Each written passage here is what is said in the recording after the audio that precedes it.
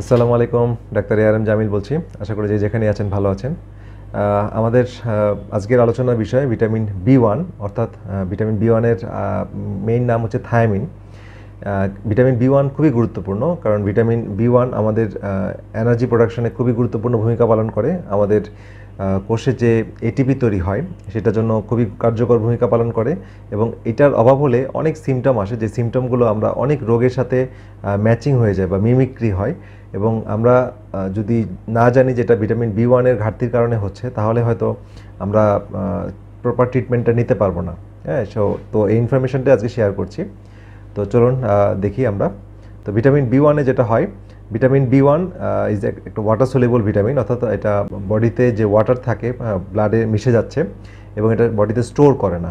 এবং এটা আমাদের এটা কি করে, এটা হচ্ছে ইউজ কার্বোহাইড্রেট অ্যাজ এনার্জি। এটা কার্বোহাইড্রেট অ্যাজ এনার্জি, মানে কার্বোহাইড্রেট আমরা গ্রহণ করছি এবং এটাকে এনার্জিতে তৈরি করতে ভিটামিন বি ওয়ান খুব গুরুত্বপূর্ণ ভূমিকা পালন করছে। এবং এটা আমাদের মেটাবলিজমে সাহায্য করছে, এবং এটা মাসেল, নার্ভ এবং হার্ট ফাংশনকে নর্মাল করছে, ঠিক আছে।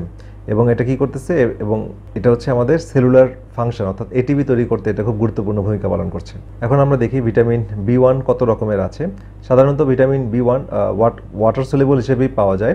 তো এটার নাম হচ্ছে যে থায়ামিন মনোহাইড্রেট এই নামে পাওয়া যায়, আবার থায়ামিন হাইড্রোক্লোরাইড এই নামে পাওয়া যায়। এখন এছাড়া বর্তমানে ফ্যাট সলিউবল ভিটামিন বি ওয়ানও পাওয়া যাচ্ছে, যেটাকে বলা হয় বেনফোটিয়ামিন। হ্যাঁ, এটা ফ্যাট সলিউবল এবং এটা স্লোলি রিলিজ করে এবং আমাদের অনেক সাপোর্ট দেয়। এখন আমরা দেখব যে আমাদের ভিটামিন বি ওয়ানের অভাব হলে কি কি সিমটম আসে। তো ভিটামিন বি ওয়ানের ঘাটতিতে যেই রোগটি হয় তাকে বলা হয় বেরিবেরি। তো বেরিবেরি দুই রকমের, একটা হচ্ছে ওয়েট বেরিবেরি এবং আরেকটা হচ্ছে ড্রাই বেরিবেরি। তো ওয়েট বেরিবেরি সিমটমগুলো সাধারণত পায়ে পানি আসা, হার্ট ফেলোরের যে সিমটমগুলো হয় সেটার সাথে অনেকটা একই রকম হয়।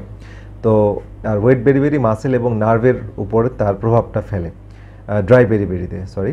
তো আমাদের এখন দেখি যে কমন সিমটম, ওয়েট বেরিবেরি যে কমন সিমটম যেটা আমরা পাই সেটা হচ্ছে difficulty breathing when lying down, অর্থাৎ যখন আপনি শুয়ে থাকবেন তখন শ্বাসকষ্ট হবে, আবার ওভারঅল শ্বাসকষ্ট হয়, আবার বুক ধরফর করে, ট্যাকিকার্ডিয়া হয়, হার্ট রেট অনেক বেশি হয়, বুকে ব্যথা হয়, চেস্ট পেইন হয়, শর্টনেস অফ ব্রেথ, অর্থাৎ ঘন ঘন শ্বাস নিতে হয়, এই সিমটমগুলো আসে। এছাড়া অনেকের লেগ পেইন হয়, পা ব্যথা করে, পা চাবায় কামড়ায়, এই সমস্যাগুলো হয়, লেগ সোয়েলিং হয়, পায়ে পানিও আসে। এই সিমটমগুলো ওয়েট বেরিবেরিতে দেখা দেয়।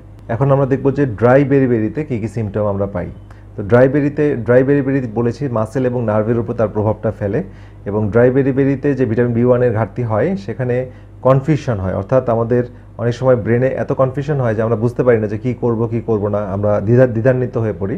আরেকটা হচ্ছে চেঞ্জেস ইন থিঙ্কিং, অর্থাৎ আমাদের চিন্তা বা চিন্তা চেতনাগুলো পরিবর্তন হয়ে যায়, সঠিক চিন্তা করতে পারি না, ওভারঅল শরীরে ব্যথা হয়, তারপর ডিফিকাল্টি ইন ওয়াকিং, অর্থাৎ হাঁটতে কষ্ট হয়, ইম্পেয়ার্ড ব্যালেন্স, শরীরে ব্যালেন্স ধরে রাখতে সমস্যা হয়, ইম্পেয়ার্ড কোঅর্ডিনেশন, অর্থাৎ ঠিকমতো সমন্বয় করতে পারি না, অর্থাৎ খাবার খেতে যাচ্ছে খাবারটা সাইডে চলে যাচ্ছে, হাতটা ঠিকমতো মুখ পর্যন্ত উঠতে পারতেছে না, বা সিঁড়ির ধাপ ফেলতে যে কয় ধাপ ফেললো সেটা বুঝতে পারে না, নামার সময় ব্যালেন্স খুঁজে পায় না, হাঁটার সময় মানে টলটলায়মান যে অবস্থা এটা দেখা দেয়। এছাড়া ডবল ভিশন, চোখে দুইটা দেখা, তারপরে হচ্ছে হাত পায়ে টিংলিং অ্যান্ড নামনেস, অর্থাৎ হাত ঝিনঝিন করা, সুই দিয়ে খোঁচা মারছে এরকম অনুভূতি হয় অনেকের হাতে পায়ে।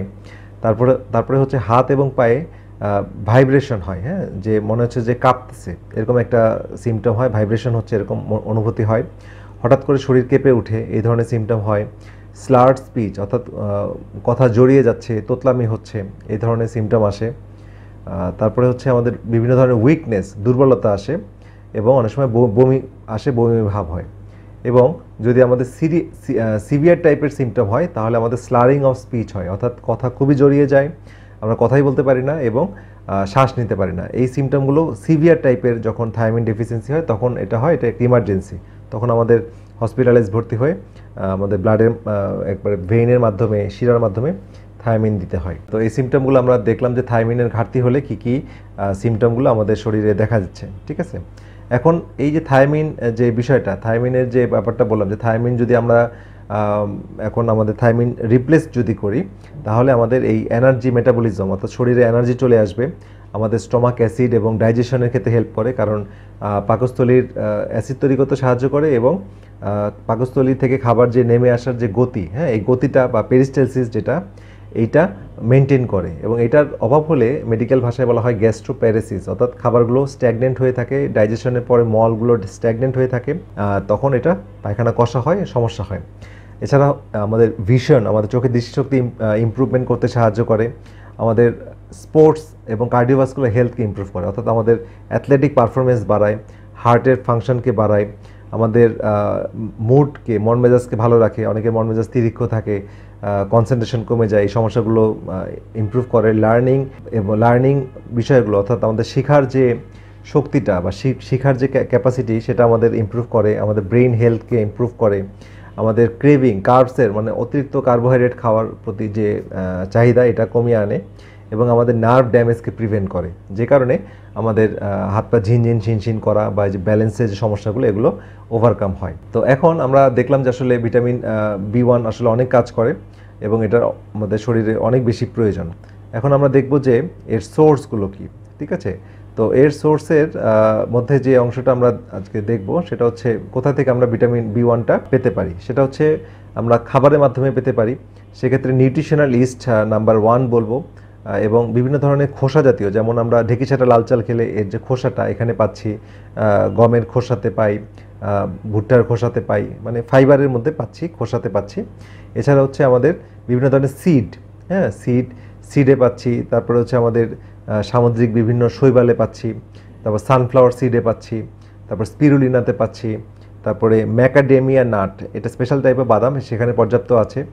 স্যামন মাছ, অর্থাৎ আমরা নদীর রুই মাছ, নদীর মাছে পাচ্ছি, এবং বিভিন্ন ধরনের বিন, স্পেশালি ব্ল্যাক বিন, হোয়াইট বিন এখানে পাওয়া যাচ্ছে, এবং আমাদের লেন্টিল বিভিন্ন ধরনের বাদামে পাওয়া যাচ্ছে, মটরশুঁটিতে পাওয়া যাচ্ছে, এবং লিভারে পাওয়া যাচ্ছে, গরুর বা খাসির যে গ্রাস ফিড গরু বা খাসির লিভারে পাওয়া যাচ্ছে, এবং তাদের মিটেও পাওয়া যাচ্ছে, এবং অ্যাসপারাগাস নামে একটা সবজি আছে, সেখানে পাওয়া যায়। বিভিন্ন ধরনের স্পিনাচ বা পালং শাকে পাওয়া যায়, ভেজিটেবল সোর্সেও আছে।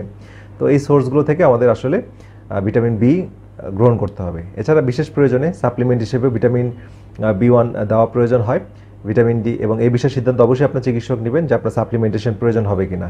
তবে আপনি ফুড থেকে যদি পর্যাপ্ত নিতে পারেন এটা বেস্ট, তবে ইমার্জেন্সি সিচুয়েশনে অবশ্যই সাপ্লিমেন্ট কিছু কিছু ক্ষেত্রে প্রয়োজন আছে। তো এই আলোচনাটা আজকে করলাম এই কারণে, কারণ অনেক রোগের সিমটম ভিটামিন B1 ঘাটতির সাথে একই রকমভাবে মার্চ করে যায়। সুতরাং এই ইনফরমেশনটা আমাদের জানতে হবে, তাহলে আমাদের ভিটামিন B1 রিপ্লেসমেন্ট করার মাধ্যমে বা ভিটামিন B1 যেসব খাবারে আছে সেগুলো গ্রহণ করার মাধ্যমে আমরা এই ধরনের সমস্যা থেকে বেরিয়ে আসতে পারবো। তো আশা করি ভিডিওটি আপনাদের উপকারে লেগেছে, এবং আমাদের সবগুলো ভিডিও জনস্বার্থে করা। আপনারা আপনাদের পরিচিত জনদের মাঝে এই ভিডিওগুলো ছড়িয়ে দিবেন, এবং আপনাদের যে কোনো মন্তব্য কমেন্ট সেকশনে জানাবেন, ইনশাআল্লাহ উত্তর দেওয়ার চেষ্টা করব। তো সবাই ভালো থাকেন, সুস্থ থাকেন, পরবর্তী ভিডিও দেখার আমন্ত্রণ রইল। আল্লাহ হাফেজ।